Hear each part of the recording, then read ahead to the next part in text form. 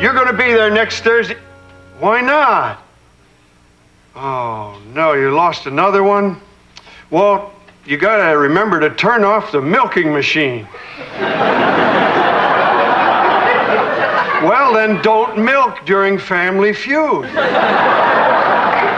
Well, come anyway. It'll cheer you up. Oh, great. I better go. I got about 1 million beavers to call. Bye. Something going on at the lodge? Sure is. Next week, we're honoring our Man of the Year, and guess who's our Man of the Year? You. Whoa, talk about woman's intuition. It's here. It arrived. What on earth is that? DeForest Cosmetics. And it's all mine. Stephanie, where did you buy all this? I didn't buy it. It was free. One starter kit. Another one. Another one. Oh, Lord, I love this country. Stephanie, that's an awful lot to get for free. Isn't it? Moisturizer, blusher, apricot scrub. Is this your signature on this contract? I didn't sign a contract. I filled out a coupon. According to this, one of the kits is your free gift. You have to sell the others or pay for them. $625. That sounds like a catch. Yeah. Well, that's mean. I don't have that kind of money. Well, then I guess you'll have to sell them. Sell them? Joanna, I'm a buyer by birth. Can you picture these hands making change? Selling isn't so bad, Stephanie. It's just, well, you know, talking to people and getting them to see that they need your product. Oh. Joanna, would you like to do something about those crow's feet? Stephanie, I'm willing to buy one of the kits, and I do not have crow's feet. If I agree with you, will you take two? Just one. Well, 1 kit in 1 second. Maybe I am good at this. Well, so far, I've got Harley and Dwayne and Walt. Oh, by the way, Walt killed another cow. Yeah, Family Feud again. Hi, honey. What's the box? Just Stephanie's makeup. Ah. Oh, I don't know. I haven't asked him yet. Yeah, he's right here. I'll let you know. Bye. Ask me what, George? Dick, next Thursday, the Beavers are honoring their Man of the Year. And guess who's the Man of the Year? Oh, no, not me. No, me. Well, congratulations, George. You must feel very honored. I know I would. I do. They're going to have a roast for me. You know, a big dinner where people tell jokes about me. I've been on the phone all day inviting everyone. You're inviting people to your own roast? Yeah, it's part of the honor. I also get to buy the food and put up the decorations. That's a lot of honor. And Dick, I'd like you to come. I know you don't like the Beavers, but... George, why do you think that? You never come to any of the functions. George, we went to the picnic last summer, remember? Yeah, I was teamed in the three-legged race with Al Sweaty Whitlow. Well, but that's the last one you went to. Yeah. Well, George, since it is your night, I'll come. Oh, Dick, that's great. And you'll be a speaker, too? You mean tell jokes? George, you know, I'm not really good at that sort of thing. Sure you are. You'll have them rolling in the aisles. Well, the Beavers are always rolling in the aisles. Oh, do it, Dick. It'll be fun. That's what you said about the picnic. Come on, Dick. Do it for me. George, you really want me to roast you? Like a pig. Since you put it that way. Terrific. I better get started. I've got a podium to build. Do I know how to give a roast or what?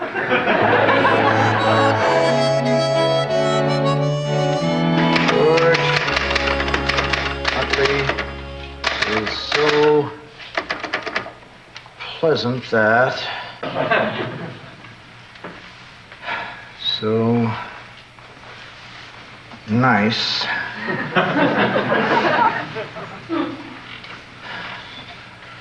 So affable. So what? Hello? Oh, hi, Mr. Bridges. Thank you for calling back. Yeah, I know you're an old school chum of George's, and I figured maybe you might have some funny stories about things that George did. He forgot his hat one day. What else? The hat was it. Yeah, a side splitter was the word I was thinking of, too. Thank you very much. Hi, consumer. You know, a woman's face is her calling card, and it's important. Stephanie, Joanna already has one of your makeup kits. Yeah, and she loved it. I think she's almost used it all up. After 3 days? Oh, right. The stupid stuff isn't moving. I don't understand it. DeForest is the best makeup you can get. I wear it.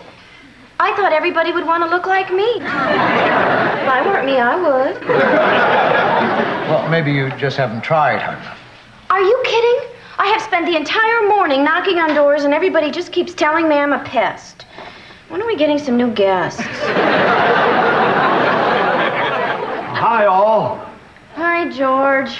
You wouldn't want to buy some makeup, would you? Okay.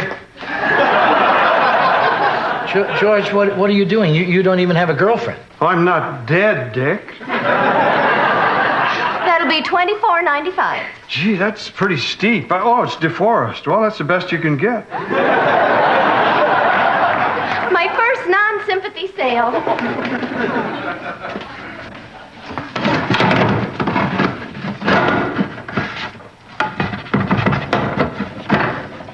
Is this the shelf that's loose? Yeah. Are you working on the stuff for my roast? Yes, I am, George. Can I take a peek? Well, you know, it's a little rough. George Utley is so... That's good!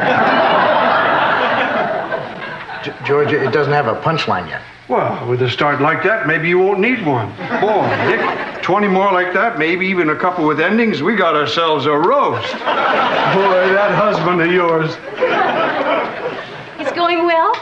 Yeah, I'm the king of the half-liners. I just can't think of anything funny to say about George. I mean, he's such a nice guy. I mean, George really lends himself more to a eulogy. Funny things you could say about George. Not alive. Oh, come on. What about that time he went to Boston and he brought back a can of baked beans? What about it? Well, that was a cute story. George isn't very well traveled. I might be able to use that. There you go. I gave you the beginning. You just have to tack on an ending. Endings.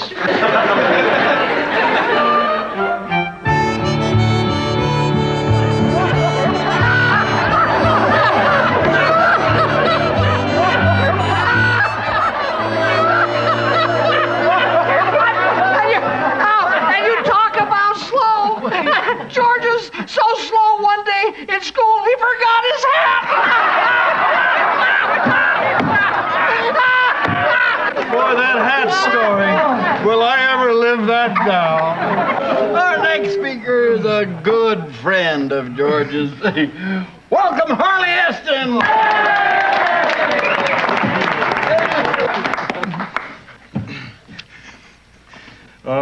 A Frenchman, an Englishman, and George go to a doctor, and the doctor tells them they have 6 months to live, and they can have anything they want. Then the other two guys say some stuff that isn't so funny. But then George says, I want to see another doctor.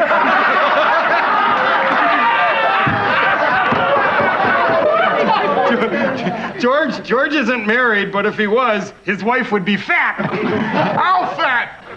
Oh, let's see. So fat she'd need her own area code.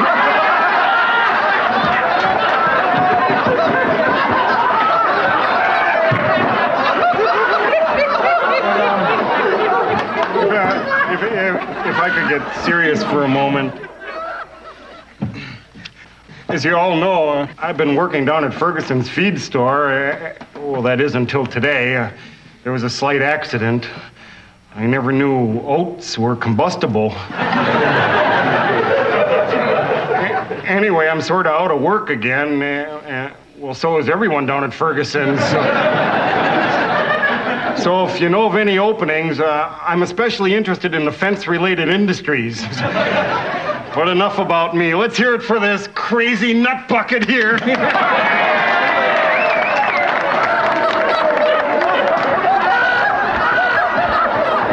Is this one for the Beaver Book of Memories or what? I tell you, I laughed so hard, I sneezed beer right through my nose.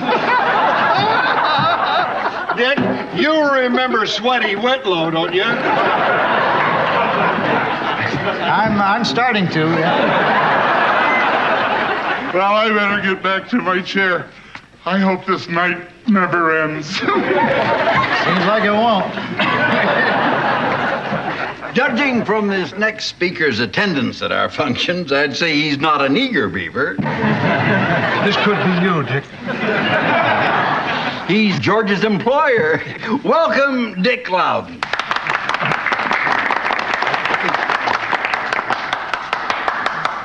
Well, thank you, Mr. Chair Beaver. Tonight we're honoring George Utley as Man of the Year. It just goes to show what kind of a year we've had. George is something of a homebody. I think the furthest he ever traveled was around a Monopoly board. I don't want to say that George is not well traveled, but recently he did complain of tractor lag.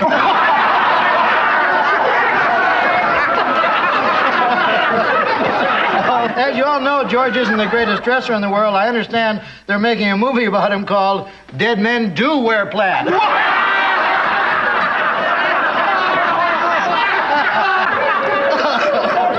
George isn't known as an intellectual, but he just completed work on a book.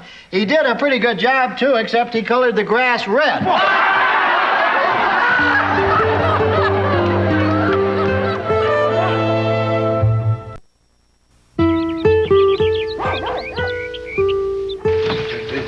You would not go far that night. Whoa, I take it the roast went well last night. I only killed him. This mouth is now a registered weapon. Oh, well, I bet George was delighted. I didn't get a chance to talk to him. He had to wash the mugs and then return the rented chairs. Part of the honor? Yeah. Excuse me, young lady. Is your mother here? My mother? Joanna, is that you? You look 20 years younger. Must be that new DeForest Cosmetic starter kit you've been using lately. Stephanie? Would you believe this lady is 62 years old? I'm not 62. No, she doesn't feel 62. Not since achieving that youthful glow. I'm sorry. Sorry, everyone. The medicine show is over. Please just ignore this.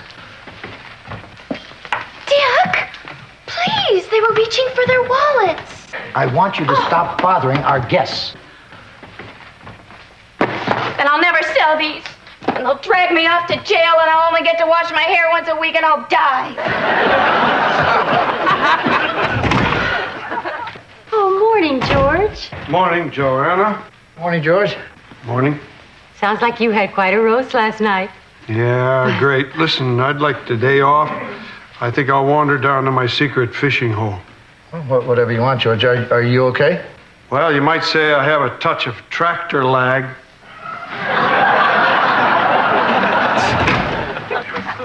Tractor lag? What was that all about? Oh, that was in one of the jokes I told. Well, George seemed kind of upset about it. Well, I don't know why. He seemed to be having a good time last night. Well, what did you say? Well, I just told a couple harmless jokes like everyone else, only funnier. Like what? Well, like I said,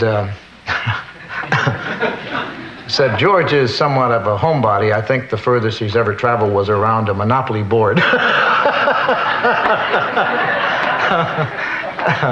And and I said, George is working on a book, but he colored the grass red. And I said they're doing a movie about George, and it's called Dead Men Do Wear Plaid. What? Dead Men Do Wear Plaid. You know, he wears that shirt all the time. So, in other words, you called him a dim-witted, pathetically dressed yokel. Well, you know, it was all in there. Hello? Oh, hi, Joe. No, he just went fishing. Has he made up his mind about what? Well, there must be some mistake. George is happy here. Not anymore. I'll tell him you called. That was the Prescott Hotel. George applied for a job there this morning. Oh, no. Well, I hope you're satisfied, Mr. My Mouth is a Weapon. Look, honey, if anyone is looking for me, I'll be down at George's secret fishing hole.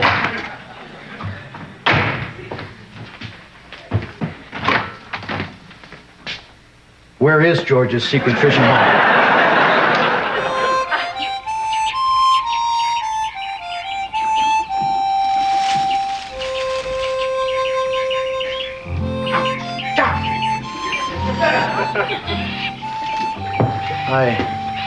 Hi, George.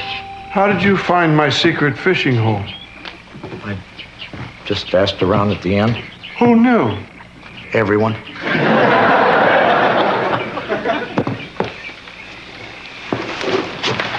Are the fish biting?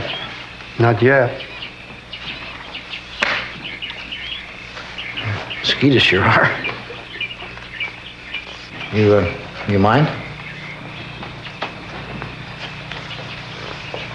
George, are you thinking about leaving the Stratford? What would give you an idea like that? You got a call from the Prescott Hotel. Dick, I don't know if this is the right time to bring this up, but I'm thinking of leaving the Stratford. Well, George, if it's because of anything I said last night, I hope you'll forgive me.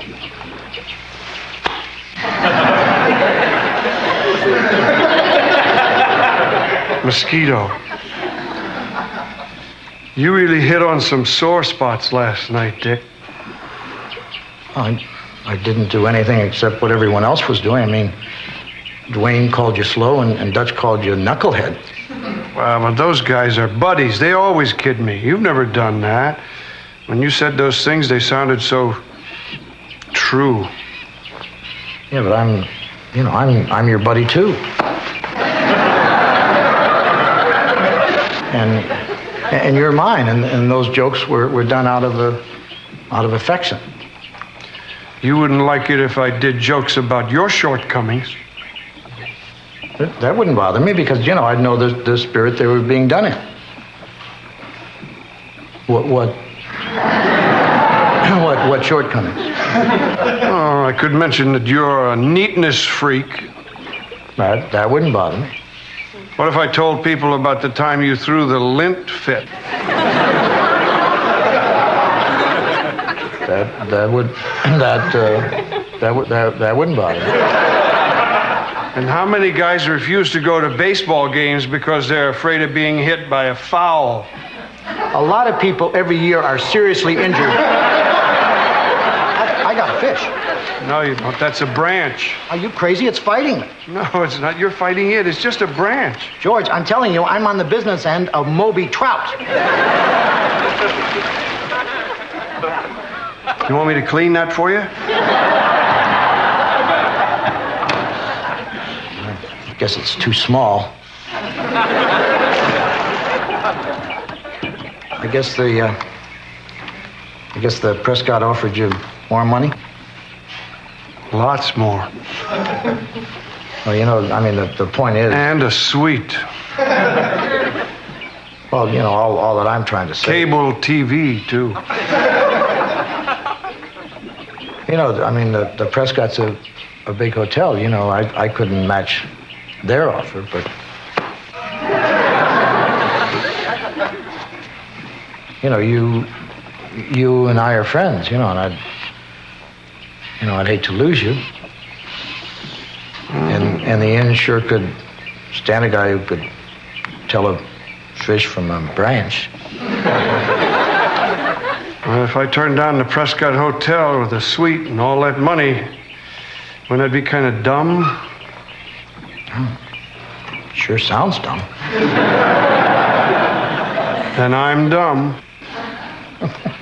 Looks like you got a story for the next roast. Of course, I've always got the branch story.